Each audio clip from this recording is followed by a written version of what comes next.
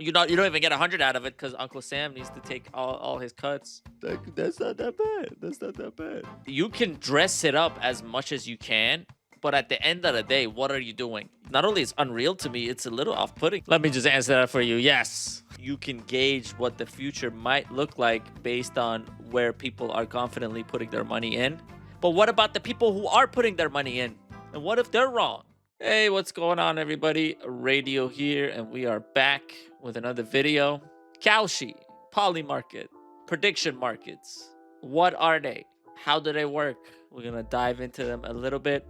The purpose of this video and the purpose of me, we're gonna be watching some a CNBC clip. We're gonna be watching a CBC clip, and we're gonna watch a little bit of Kalshi's founders' interviews with Axios. And the purpose of all this is, can these news segments and Kalshi founders convince me to participate in the prediction markets? I am not a gambling guy, and they say it's not gambling. I am not an odds guy. I don't like to put my money on anything because usually 9.99 times out of 10, I always lose. I always pick the bad.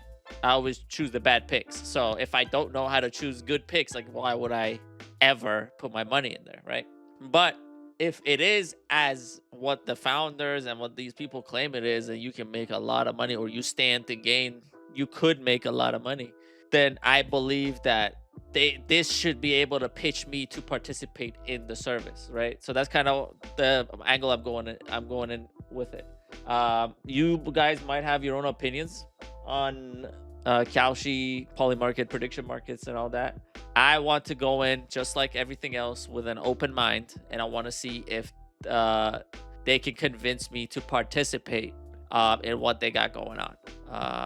Yeah, I think it'll be interesting, and I'll try to kind of explain my train of thought as we're going along, because this is gonna be a little bit of a different reaction video than what I usually do, which is I already have the opinion ready. And I already know kind of what I'm trying to say. This is going to be a little bit different, where I'm going to be a little bit more actively watching and trying to understand what these prediction markets are. All right, let's get into it. Workers are able to stock up on free groceries this weekend, thanks to prediction market platform Polymarket. Though just until recently, the company wasn't even allowed to operate in the US. So what happened in just a few months? To give a little backstory, on a high level, prediction markets work exactly like they sound. Bettors put money behind whether they think something will happen or not. This can include bets on who will be the next Fed chair or who will perform at the Super Bowl halftime show, which, by the way, collectively had more than $10 million on the line across Polymarket. This is the already I'm a little iffy on this whole thing, because I just suck at calling everything, and these systems don't make it easy for you. And if anything, these big huge numbers make me more nervous to even participate. And if you want to participate a little bit, you have to go for the underdog vote, and you have to go for the lower odd vote, which is you should have more of a chance to lose. So this is kind of why it never makes sense to me. Sports betting never made sense to me. Regular gambling never made sense to me. This type of prediction markets never made sense to me. Is because you would just need to you have like the utmost confidence in your picks. And if you're someone like me, where your picks are always back to back have been bad, and there's been times where it's like a UFC fight coming up, and I'm like, oh, Israel Adesanya is gonna whoop so and so's ass, and he loses. It's like, fuck, you know. I'm glad I didn't put money on it, you know. Or it'll be like the Patriots, like playing against someone. I'm like, oh damn, Patriots definitely gonna sweep this one. Boom, they lose. It's like, what the fuck? If it happens consistently enough, you just assume you're not good at this. So why? So how do these systems make it easier for me, like a regular person, to participate? The platform gained a lot of attention when bettors touted President Trump as a heavy favorite in the lead up to his victory in the 2024 US election, even as polls showed a close race. Proponents of prediction markets say that they provide uniquely useful data, even if you're not a bettor.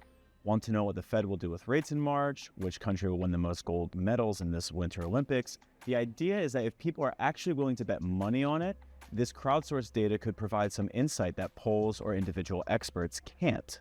I understand that, it's a novel concept and people were skeptical when it came around, but hopefully now people will be a lot more embracing of market-based information. Prediction markets have their detractors too. Financial advisors warn that putting money behind predictions is like gambling and should only be done with money that you're really willing to lose. We're talking. It's like gambling. Isn't it gambling? Like, am I missing something here? What makes a prediction? I guess the gambling is the only difference I can see is there is no house. But I think I watched the. I'm gonna link this video too, but we're not gonna react to it today. A More Perfect Union channel on YouTube came out with a brilliant prediction market video today or yesterday, and they kind of said in the video, and they exposed that these companies themselves, Kalshi, Polymarket, they also participate in the market. So wouldn't that technically make it a house? Wouldn't that technically, aren't you, if you're betting in that specific bet, aren't you betting against the house? I think that's the only differentiator they're using. No, it's there's no house, so you're betting against other people. About something that's probably more of a hobby and more fun, really than anything that's seriously a part of a long-term investment strategy. What's more, concerns abound that insider trading is skewing the markets. After all, if there's an open bet on whether Lady Gaga will perform at the Super Bowl, who's to stop one of her dancers from betting big that she would? Ironically, Americans couldn't place bets on their own election through Polymarket. That's because the CFTC, our commodities regulator, fined the company $1.4 million back in 2022, alleging it failed to obtain proper registration and forced Polymarket to block US users. But now let's fast forward a bit. When President Trump won the 2024 election, he picked new agency leaders who are more in favor of emerging technologies, including crypto and prediction markets. There are markets that have really languished here on shore because during the prior administration, frankly, there was failure to act, failure to regulate. There was action to try to be a merit regulator and predict. Failure to regulate. Didn't by fining Polymarket, they attempted to regulate. That's another thing is emerging technologies like prediction markets and crypto, two are the most notorious, two are the most suspicious ways to make money, and two of the most insider ways to make money. It's in crypto, if you're an insider and you already have the coins or you already know what coins to buy before it hits the public, you make a lot of money. Same with predictions. If you already know what's going to happen and you're an insider, which I think there was somebody exposed on Kalshi where they would always win in the Google trending bet, and they would always bet what word would be trending that day or that week on Google, and they would always win consistently. And I think that they cleaned like $4 million or something. Consistently won over and over and over and over and over again, right? So if you, I think this is who you're betting against. So it's really tough, and I don't know. I'm willing to hear the reasoning, but it's even if you're going into it with an open mind, it smells just off. It doesn't feel like not a secure way, because obviously it's you predicting something, so it's never secure. But it's not even like a way that makes sense to me, as in like, oh yeah, let me put my money in that because it's gonna grow. Let me put my money in crypto because it's gonna grow. Or let me put my money in prediction markets because it's gonna grow. Because you don't have an edge as a regular layman.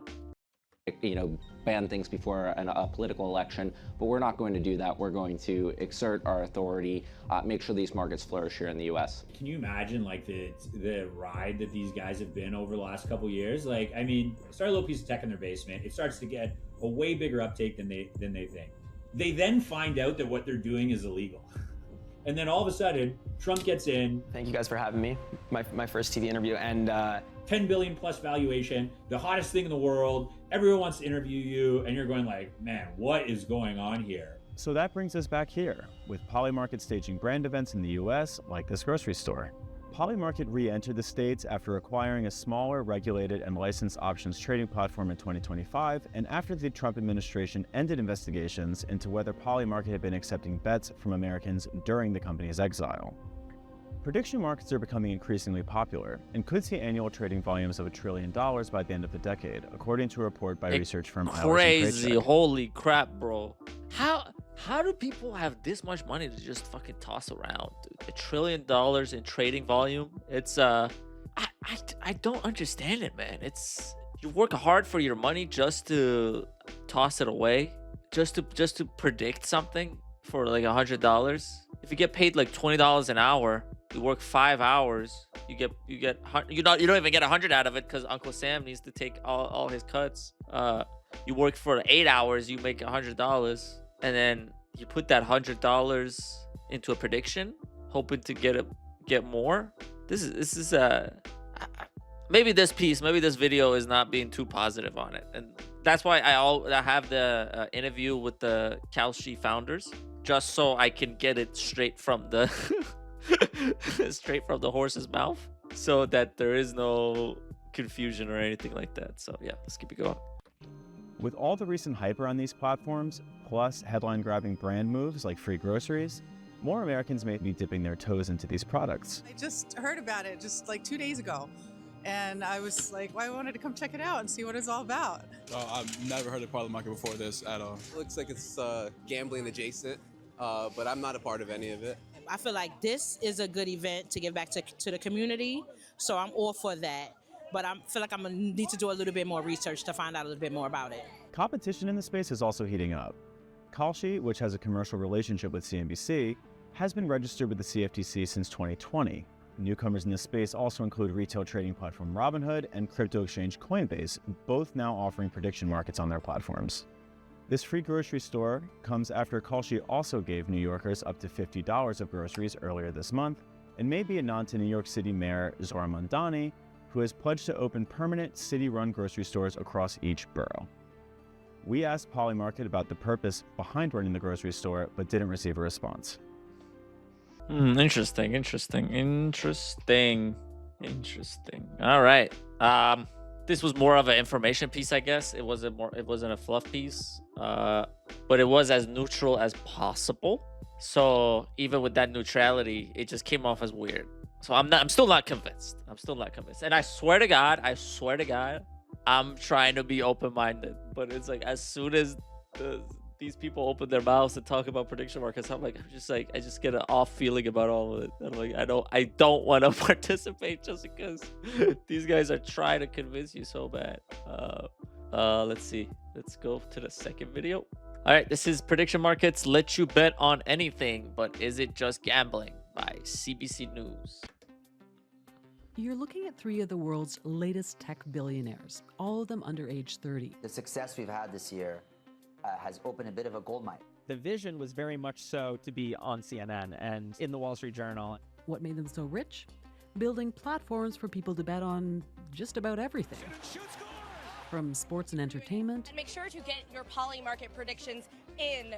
To elections. You already know I'm going to bet on my guy Trump. The weather. I bet $10 yesterday on the weather being 66 degrees in LA. I won $80. And even war. Someone just made $500,000 on Iran being bombed. Prediction markets have exploded. $10 turning into $80. That was the first convincing. That was the first positive thing. I was like, oh, that's not that bad.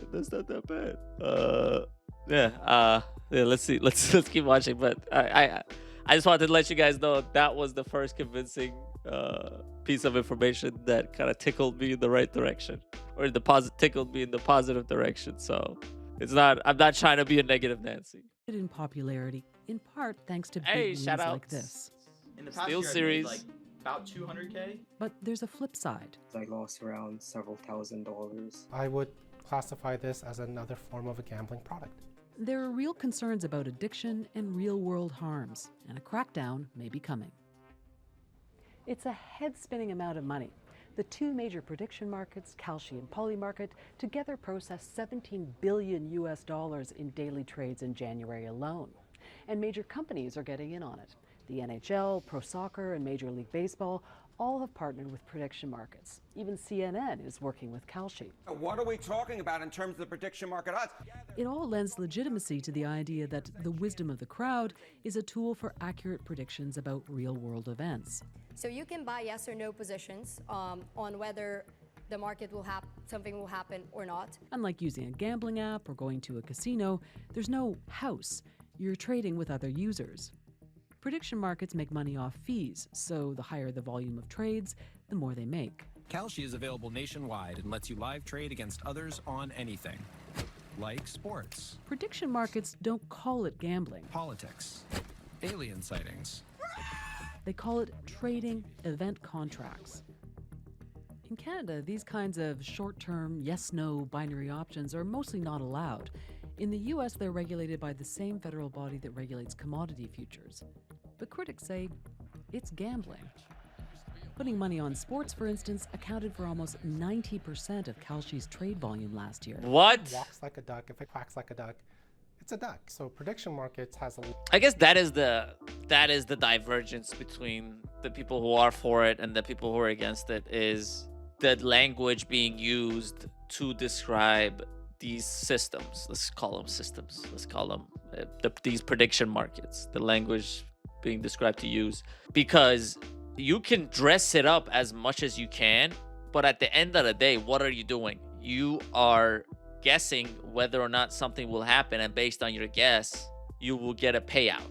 It's no different than betting with your friends, right? But it's not a bet because gambling is defined as... But it's not a bet because a bet means it's gambling, and gambling defined as, oh, you're betting against the house. So there's always got to be a house, because that's what gambling is. But is that what betting is, right? Because you can bet with your friend and put money on something, and there is no house involved. You either take the money or he either takes the money, and you both put up $50. Whoever wins the bet, which is a prediction on what's going to happen, will go home with the $100. Is that not a bet? And if the answer to that is yes, wouldn't it qualify all these prediction markets as betting? Even though they're not gambling houses, but you still are betting on something. So I think that's kind of where I lean towards that side, where you can use whatever language you want. The concept of what you are doing, broken down to its simplest essence, distilled to its simplest essence, is betting. You can describe it however you want, but it's betting. So now my question is, are we as a society so addicted to gambling that we need to have betting for everything at all times and embedded in everything? I don't know. Let's keep watching. A lot of structural similarities to gambling that I would conceptualize this as another form of gambling activity. Andrew Kim is a licensed clinical psychologist and an academic who researches addiction. Especially if you're betting on sports, I don't know how much different it would be if I were to bet on, say, Polymarket or DraftKings. Online gambling and sports betting are regulated by individual states and generally have rules to protect problem gamblers. To see how the experience of using a prediction market compares to gambling, CBC News reached out to numerous prediction market bettors, but none would speak on record, except one American user. We're not identifying him because, like others we reached out to, he placed bets on some contracts that are not approved in the US. But we felt it was important for you to hear a first-person account. I first mainly started out with sports, NFL games, then I sort of gravitated towards politics. Clean your jacket, my guy. Damn. Shit is stained, dog. What the fuck? I bet on things like whether there would be a government shutdown, things like that. Polymarket at the time was banned in the US, but I was surprised how easy it is to access it. You can use a VPN. He says he's ahead by thousands of dollars right now, but when he loses... Whenever you have heavy loss on prediction markets, speaking personally, yes, it does get stressful. It's always weighing on your mind. Do you think about quitting, especially after a loss? I could quit right now, yes, but I'm just hoping to make my money back that I lost. The thing is, the design of prediction markets, as with today's new finance apps, look like stats-driven financial markets, not an online casino. They are designed to look like financial markets. And this is to create a sense of familiarity among people who come from trading apps like Robinhood, and also to create a sense of legitimacy. And when you go to prediction markets, you have all the apparatus that comes with finance that eliminates the stigma. Whoa. But now, the US, Israel, and Iran war has ratcheted up concerns about prediction markets. What about your attack on Iran contract? How did that go? I bet that The US wouldn't strike Iran on February 28th, and they ultimately did, so I ended up losing some money there. How much money did you lose? Around 2,000. Oh! Whoa! Whoa! You gotta be I'm all for wasting money. I'm a frivolous spender, but at least I'm 100% sure I'm wasting it. I'm not even like trying to preach and say save your money and all that, but it just seems so crazy to me. $2,000 on something that you don't even see anything out of. It's in the hopes of maybe I don't know, fucking 10x it, 20x it, and all that. Also, I did want to say, I think you can sell your prediction before it's up. So if I bet at $8 and yes is now, I don't know, at $10, I can sell it at 10 and make a profit of 2. So that kind of also comes into play, where you just want to keep an eye on these markets and buy and sell in the most opportune times. No, I don't know. It's crazy, man. It's crazy. That's another thing where it's like people playing with these type of numbers, $2,000, and it's not only it's unreal to me, it's a little off-putting, where it's like, why would you play around with $2,000? I don't know.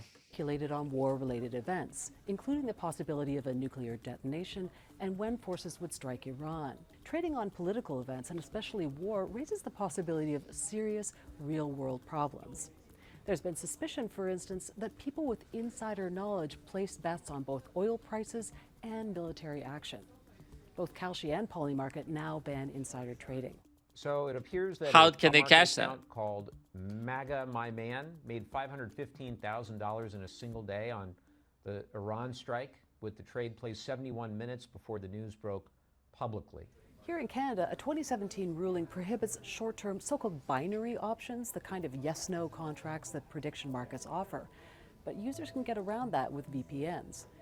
And in late March, fintech company Wealthsimple became the second Canadian company to get approval to operate a limited prediction market, though contracts on elections, political events, unlawful activities, or contracts under 30 days aren't permitted.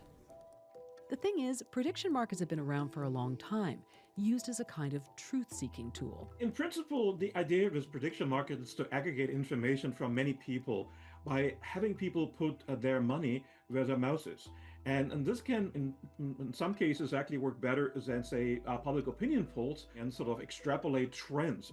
Werner Antweiler and his colleagues ran an experimental prediction market through UBC for over 20 years. But for him, there's a big difference between pure prediction markets and today's commercial prediction markets, where users can shift the market with a really big bet. They could actually influence the prices and therefore the signal about the outcome of the event. And that could be used to sway potentially the outcome of an event. That opens up the door for influence peddling and manipulation. Now, a crackdown may be imminent. In March, Couldn't you sit and watch, and if the value of a prediction goes up unusually, kind of bet on that? It's not a guarantee, but just like the Iran strike prediction, just like the US strike in Iran prediction, if you see someone 71 minutes before placed a huge, large bet, could you also just follow them and kind of tail that? That's kind of what I'm wondering, where is that like a viable strategy? I'm not sure, because you're not sure if the bet's going to pay off, and that guy must also be an idiot for betting that much money in there, or maybe not.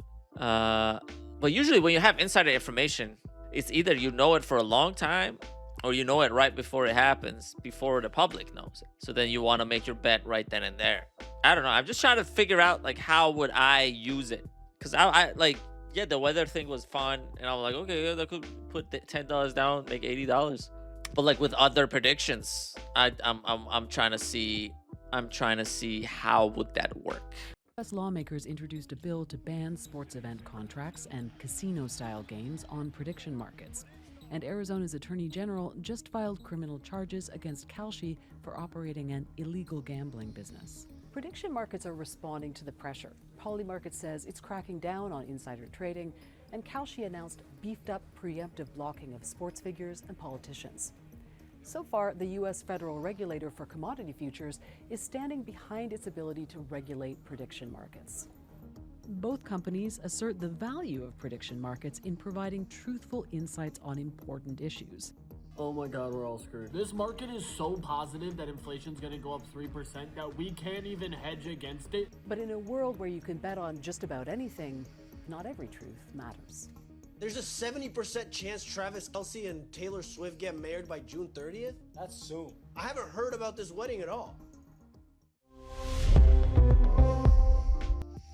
Okay, 2 videos in.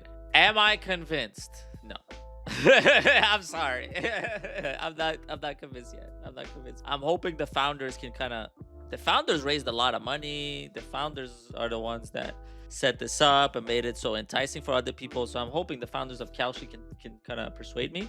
But as of right now, I guess because maybe this piece was a little too negative, right? They had a negative tinge to it. They were leaning more on negativity. They were leaning more on the illegal side of it. Maybe if we go direct to the source, they can sell me on, and I swear to God, I'm being honest, and I swear to God, I'm keeping an open mind, but it's just, other than some bets seem fun, other than that, I cannot understand, like, why would someone participate in this regularly? Just because you could make more money? This is prediction markets are exploding. Kalshi founders explain why. We're providing a mechanism to bring in a much larger set of people in a game that has historically been dominated and rigged by Wall Street. We have never asked for any favors of like that, and he has never done anything or any regulatory ask, nothing like that. Is it fair to say that the Trump family has a financial interest in prediction markets being legal? Let me just answer that for you. Yes. There's no doubt in my mind that's a yes, dude. What are we talking about? Oh my God. Yeah, they're benevolent. They're a benevolent family looking out for the average American. When the gas is this high and the inflation is this high and everything's the most expensive it's ever been. Yeah, sure, dude. Sure. That's another thing where it's like Trump is involved. Trump's family is involved, and if you're already skeptical of Trump and his family, how is that gonna help instill more confidence in me? You know what I mean? Am I gonna just take that as something positive? You know, take that as, oh, they're involved. Maybe I can invest in investing, and maybe I can participate in Kalshi. Maybe I'll get rich because Don Jr. is on the board. How would that? I don't even see the correlation in that. It's yeah. Tarek, Luana, welcome to the Axios Show. Thanks so much for joining us. Thanks for having us. Prediction markets are in the zeitgeist right now, whether it's politics or sports or finance or tech. Luana, let me ask you, what's the one sentence explanation for why America needs prediction markets? Well, prediction markets are, think about like the stock market where you can buy yes or no shares of what's going to happen in the future. And one of the most interesting things about prediction markets are the data that come from these markets, right? You have the best way to forecast and take a look at the future and forecast the events. And in a world nowadays with this amount of polarization, fake news, misinformation, all of that, it's very important to have an unbiased source of information that can help you see and kind of decrease the uncertainty about so many events that's going to happen in the future. What's an example, a specific example that you've heard from a user perhaps of somebody making a decision or maybe a different decision because of something they learned from the data in Kalshi? Well, this applies to both like people, but also like businesses and institutions, even governments. And I mean, there's a whole suite of examples. The Fed put out a paper, and the TLDR of the paper is essentially, well, this is the most accurate gauge that we have on where the economy is going. And that kind of feeds into all of our decisions about, Fed interest rates, about like where, Fed policy should basically go. And then you can apply that. I mean, there's a lot of simple examples like, will the midterms go Republican or Democrat? There's very clear impact to businesses or people on, depending on what they do based on sort of a change of control. And so having an accurate gauge of what's going to happen, I think helps you make better decisions, right? The easiest way to kind of visualize this, like... Yeah, but that's for the third party that's looking in. What about the person participating in the prediction market, right? What's in it for them other than the chance to kind of winning the money? I don't... That's it? I have a chance to win some money? Because I get what they're trying to say, and that's like the main pitch of these systems, is that, oh, you can gauge what the future might look like based on where people are confidently putting their money in. But what about the people who are putting their money in? And what if they're wrong? Are they right all the time, 100% of the times? How many of the predictions on Kalshi and Polymarket had majority bets on something and lost? That's what I also want to know is how, like, usually it will be, oh, a yes is at 80%, no is at 20%, well, for whatever question. Yes is at 80%, no is at 20%, and then yes wins because that's what people predicted, because 80% of the people are more confident that yes is going to happen. But how often a no has happened at 20% and 80% of the people lost their money? That's kind of also what I want to know is, yeah, what's the difference between the underdogs winning and the favorites winning? You know, we're making the world a little bit smarter about what's going to happen in the future. And that's worth a lot. Well, what's the easiest way for someone who's never downloaded Kalshi on their phone and never actually looked at it? Maybe they've heard of it, maybe they haven't. How do you describe the product itself? Not the purpose that you guys have been talking about, but how do you best describe the product? Good question. The best analogy, I think, is really thinking about the stock market. When you go to the stock market, you believe Apple is going to become even bigger than it is today. You can buy shares of Apple, and then if you believe, it's not going to go well, you can sell those shares, or you think if you already made a profit. What you can think about is that you can actually do the exact same activity, but any future event. So, for example, who's going to win who's going to take the Senate, right? If you believe the Democrats are going to take the Senate, you can buy a yes share and hold that. And then that's going to have market fluctuations, the price going up and down. You can sell in the middle. So if it goes up 10%, you're like, that's enough. I want to sell or cash out.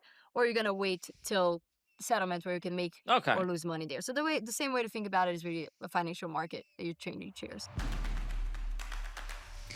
So I think that is the differentiator that is actually pretty interesting, is where you can sell before the event happens. And you just got to be confident that you just got to go in at a low price and then be confident that more people got to put money in, and then you can sell at a higher price later. Is it the same as stock markets? Because with the stock markets, I have confidence in Apple as a company, and I buy their shares and I can hold them even for long term. And I don't have to sell, and they don't expire like a yes and no thing. And there's no chance of me losing that share unless I sell it or Apple goes bankrupt. But if I'm confident that Apple as a company is going to be here 20 years from now, which they probably will, just like every other major company that's been around for already like a couple decades, when I buy that share, I know I'm going to have it for 10, 20 years. But when you when you predict in the prediction market, there is an end timer there. No, there is an expiration of when the prediction is going to happen and what was the results of the prediction. So I think that's kind of what's putting me off a little bit. Is what's interesting about it is you can sell beforehand, but what's putting me off is they will always expire at some point, and there's no shares or predictions that will go on forever, because it's not a prediction at that point. So basically, you're making financial wagers on future events, a market for events. Mm-hmm.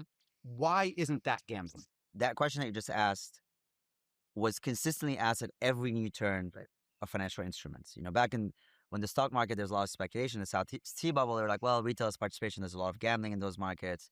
Now I think society has come to terms that it's not actually, there is speculation, yes, but there's all these other kind of uses. Grain futures actually went all the way to Supreme Court in the early 1900s, and there was a question about gambling versus not gambling there as well. But what I always say is let's just be precise about definition. What do we mean when we say gambling? So some people are actually referring to speculation. We've been hearing a lot of this argument of it's squawk like a duck, and people are talking about ducks these days. A lot of ducks. Yeah, but the law is not ducks, right? The way that we should make decisions is not based on it. What he's doing right now is trying to discredit a very, very viable counterpoint to their system. If it quacks like a duck, if it walks like a duck, quacks like a duck, it's a duck. He's trying to kind of play with that and say, oh, that's stupid. That's stupid. That doesn't mean anything. Even though that phrase holds so much water with this system especially, and the way he's coming off as defensive is kind of weird, where you're confident in your product, good, but you don't need to discredit what other people are saying. You should just kind of stand on your own and defend your product reasonably instead of trying to dismantle an argument that is very sound to most people, which is, hey, speculation is gambling. Doesn't matter if there's a house or not. That's kind of where some people stand, and that's kind of where I've been standing too for the longest time, where it doesn't matter. The house can be whoever is my opposite, right? They're not technically the house because they don't offer gambling 24/7, but we all put our money up, so I'm against the house. Whoever my opponent is the house. So house could just mean opponent, but what he's gonna bring up is there is no house. You gamble against other people, blah blah blah. So yeah, it's already coming off a little shady, my brother. You gotta, yeah. Guys, you're right. Okay, I get that. Is it not then a loophole? In other words, if I'm sitting in California right now, we're in New York, but if I was sitting in California right now, I can't bet on tonight's Celtics game. I'm not allowed on DraftKings or FanDuel or any of those sports books. I can't walk into a casino and do it. It's illegal. However, I can do it on Kalshi. For the end user, what's the difference? I understand the back end is different. It's a contract as opposed to a bet. But in the end, I'm betting on the Celtics to win a game, and I'm going to win or lose based on what happens on the court. So look, I mean, on the loophole question, if our goal was to kind of like shortcut the process, we did a very bad job at that because we started coming $22 billion or something like that. Well, that's a pretty good job. Well, we did a good job building a company, but my point is, we spent 4 to 5 years up front getting regulated. Yeah. Without a product, so we're a company that's like regulated at the federal level. We have a federal license for an exchange, a clearinghouse. Those are extremely hard to get. And now that we are so successful, a lot of companies are trying to get them. And they're seeing how hard they are to get and operate. It's a bit like... Yeah, but he's not answering the question. My brother, be more specific. Why are you coming off as this slimy guy when your system and your prediction market is as honest as you say it is? A bank. So, if our goal was to short circuit the process, we did a pretty bad job. We should, ideally would have gone offshore. We did a pretty bad job. Oh no. Oh man, we're not as evil as other people say. Oh no. Like, I think there's been like 10 other people who kind of use the same exact tactics as this guy, and then they turn out they all be fucking fraudsters, though. I don't know. He could not be a fraudster for all I know, but he's coming off as a slimy dude. So I just want to say that fast. So no, the answer is no. And to your question, like, and going back to the sort of, is this gambling question? There we go. The mechanic of how this thing happens is critical, right? There is state-regulated insurance, where you go to an insurance company and ask them for insurance. And then there's like federally regulated hedging, which is you're basically putting on a hedge in an open market where your counterparty could be anybody. Anyone can compete for that thing that you want to buy. Guys, I'm curious though, the reason why certain states, and this isn't always true, but the reason why certain states have made sports betting, gambling, whatever you want to call it, illegal, and the reason why some of them have sued Kalshi, and there's currently litigation. I know you just won a case in New Jersey in the last several hours. But one of the reasons they've done it isn't so much because they feel the casinos or the sports books are taking advantage of their users because they're betting against their users. It's because they think it is a social ill for people to be betting. Period. Technically, it's illegal for, two people to make a $10 bet on a game of golf. Mm-hmm. Same argument, right? There's always the two sides. There's the legal side, which Tarek talked about, but also there's the kind of ethical side. The problem is it's very hard to change or convince consumers to not do certain things. So all you're doing is you're pushing this activity offshore.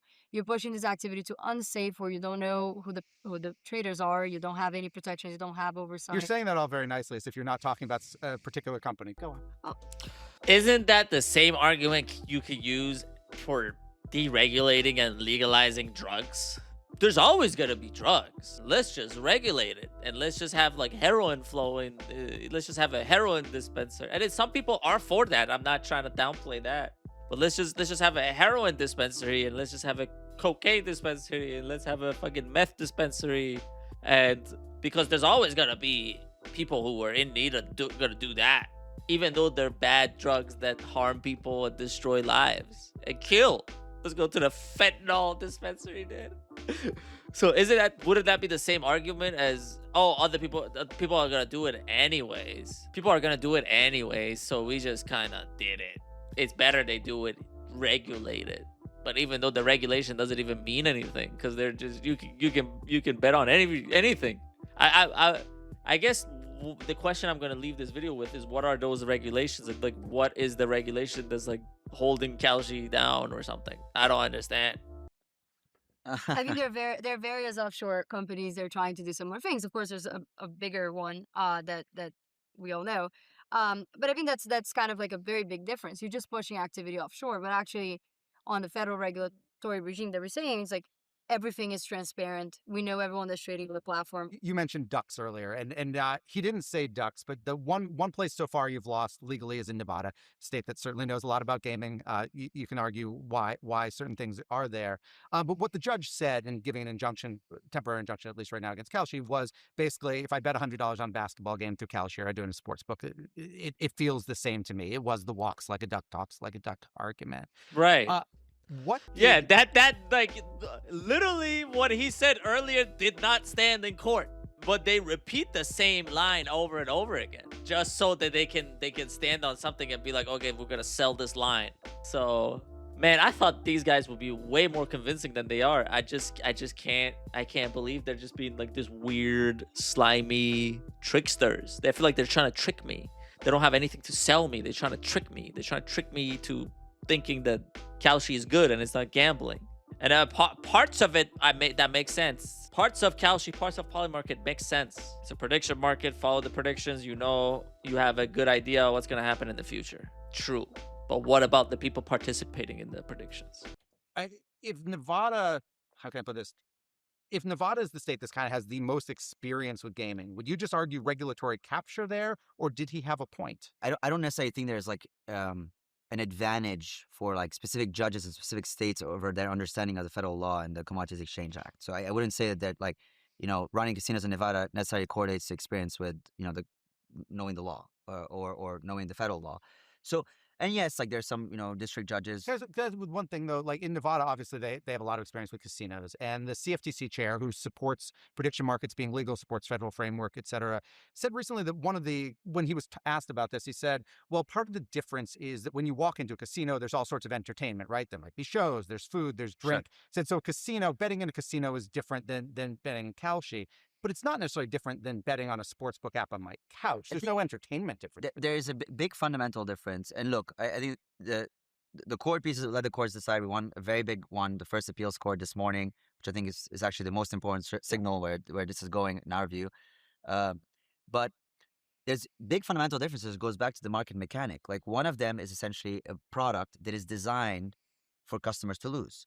Actually, the proof of that is that, you know, when a customer wins on a traditional sportsbook, they block that customer because those winnings are coming from the business model, the business itself. If they win enough, yeah. If they win enough, or if they win, really, if they win and consistently, if they do research, if they get informed. They're good. If they're good, exactly. And if they're not. Yeah, but that's like an edge case of 0.001% of people that they bet so consistently that they get blocked. So the difference between you and the sportsbooks is, oh, we don't block the people who are consistently winning and clearly have an edge. Doesn't that make it worse? That makes me not want to participate.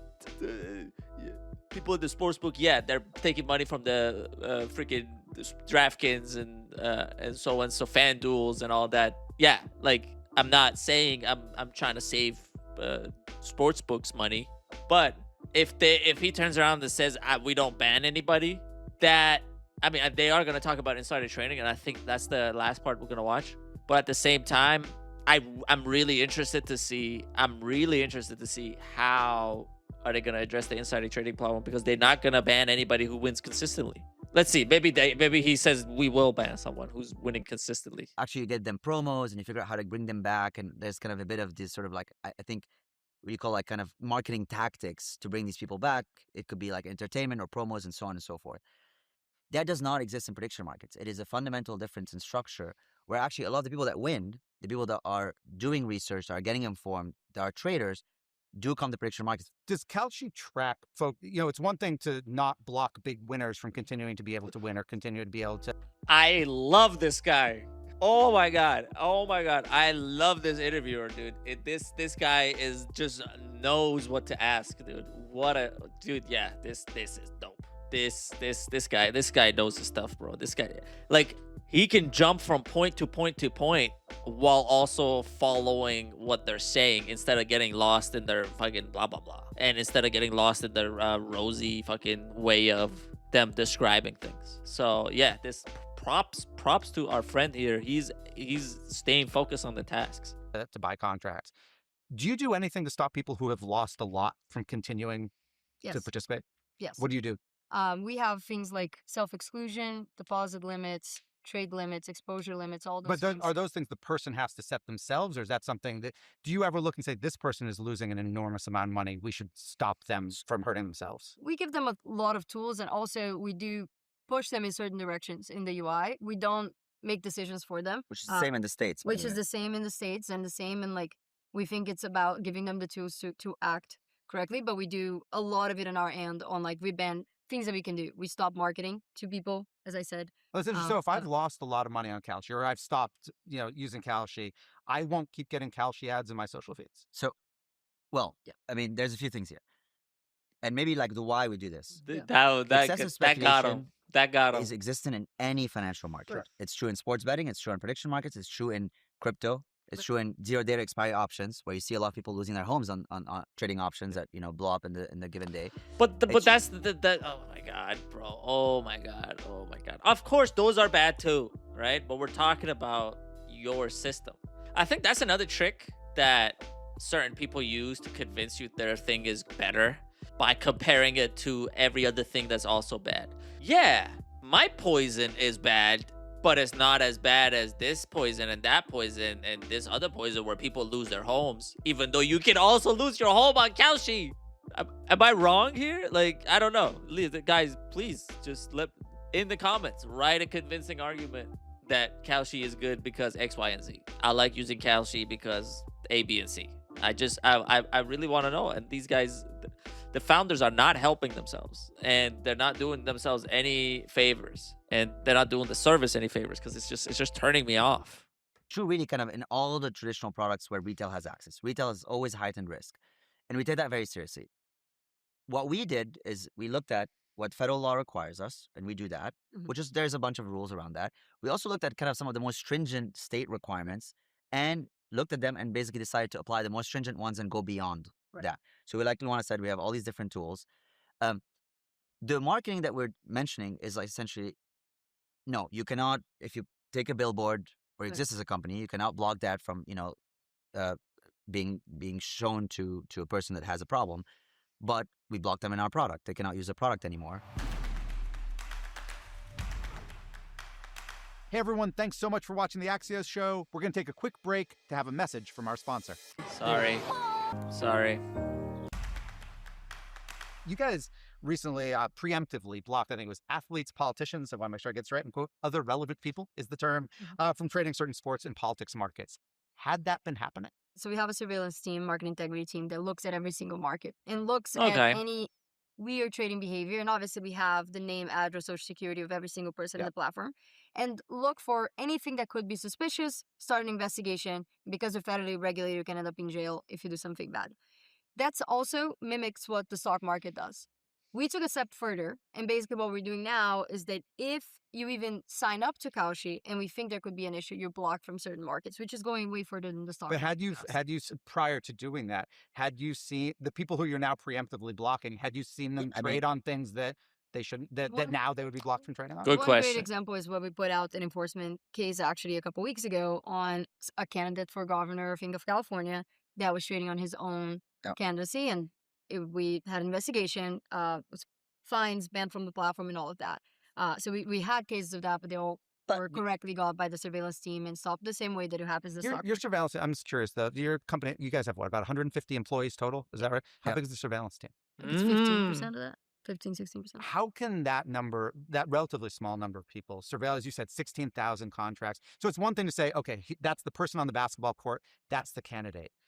But their spouses, their kids, their neighbors, their best friends.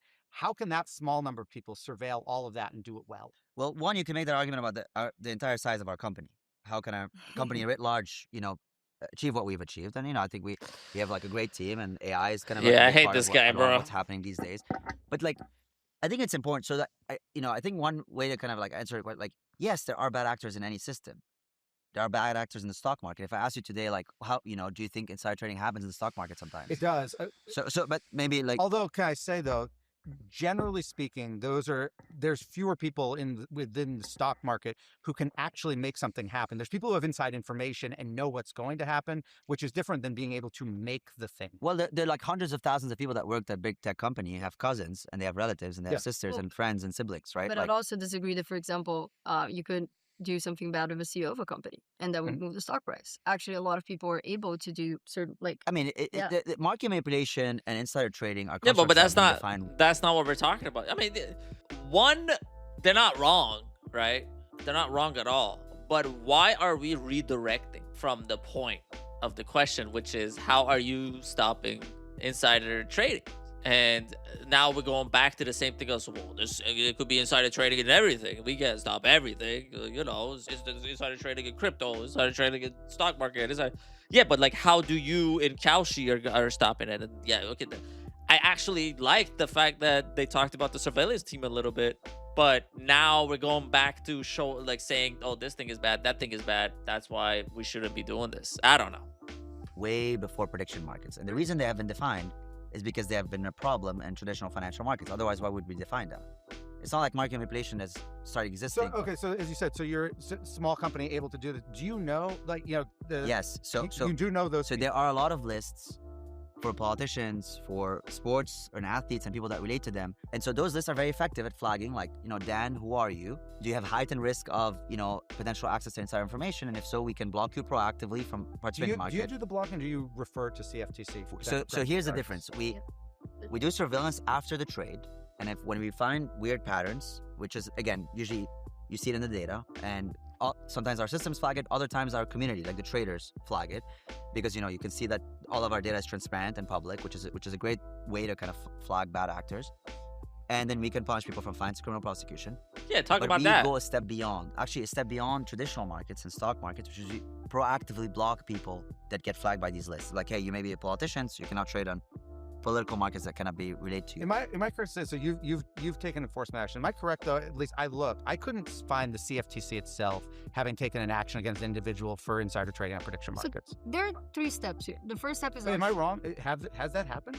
The CFTC has not done it. Well, I mean, but the SEC. But you brought up insider trading earlier. The SEC historically brings absolutely, but prediction markets have not existed for 10 years. But you've existed for the last. Yeah, but the interviewer has a point. There has been consistent action against insider traders, and they do definitely get in trouble. And there was a insane case of somebody insider trading on Xbox Live, and they even caught that because the patterns were just so off in the trading, and they were consistently telling their the guy who was doing the insider trading was telling his contact, oh, like, you got to do X, Y, and Z. You got to buy with like your mom's names and all that too.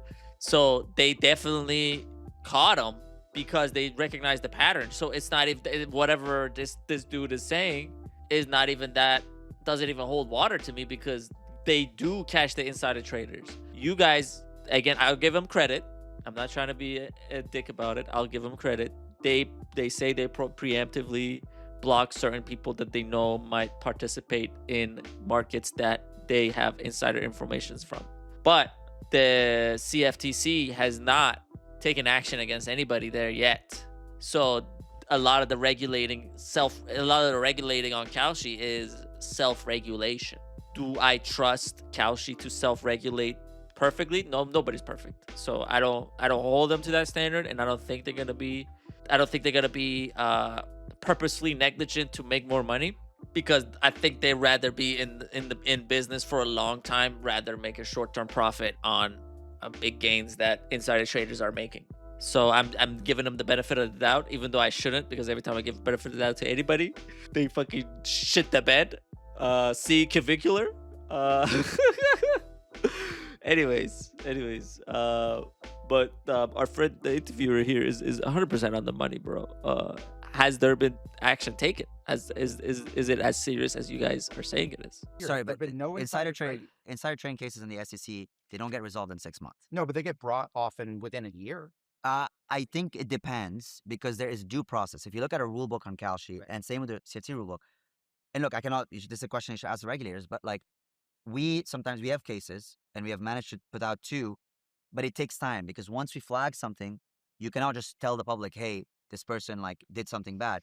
You have to go through a whole process. They can appeal that process. They have legal rights. Would you expect that the CFTC will, based on what you know in terms of the communications, would you expect, say, within the next 12 months, there will be FTC cases brought in insider trading? We can't comment on what regulators will or will not do. What I would expect. What if you were my on expectation? Kalshi and there I was about to say, bro. I love this guy. This guy's great. If you were on Kalshi, would you bet yes or no?